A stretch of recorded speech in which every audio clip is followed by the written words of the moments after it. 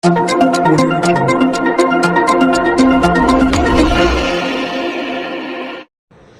શહેર કોંગ્રેસનો કલેક્ટર કચેરી ખાતે વિરોધ, રત્ન કલાકારના હિત માટે વિરોધ। મંદીમાંથી હીરાનો ઉદ્યોગ પસાર થઈ રહ્યો છે, લાખો રત્ન કલાકાર બેકાર બન્યા છે। આર્થિક મદદની માંગ સાથે વિરોધ, પરિવારને અને બાળકોને મદદ કરવામાં આવે। મંદીમાં રત્ન કલાકાર આત્મહત્યા કરી રહ્યા છે। આજરોજ સુરત શહેર કોંગ્રેસ સમિતિ દ્વારા રત્ન કલાકાર સંઘર્ષ સમિતિ બનાવેલ છે।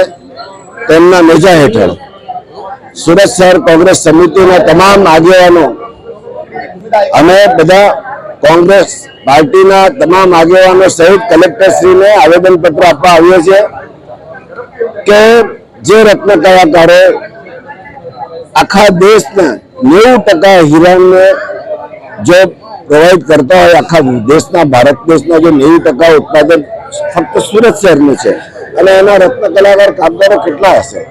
એ રત્ન કલાકારોને આર્થિક પરિસ્થિતિને કારણે એ લોકો આત્મહત્યા કરી રહ્યા છે।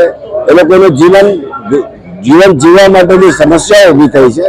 તો અમે સરકારને ધ્યાન દોરવા માંગીએ છીએ કે તમે રત્ન કલાકાર કલ્યાણ બોર્ડનું આયોજન કરો, એ લોકોના બાળકોને શિષ્યવૃત્તિ આપો, એ લોકોના બાળકોને એમના પરિવારજનોને આરોગ્યની સુવિધા મળે અને કારખાના જે દારો છે તેને પણ તમે રાહત આપો, જેથી કરીને એના કારખાના ચાલતા રહે અને રત્ન કલાકારોનું જીવન પણ જીવતા રહે। જે કામદારોએ લોન લીધી છે મકાન માટે, પોતાના રહેવાસી મકાન માટે, તેમાં EMI ભરવા માટે એમને વ્યાજ માફી આપો।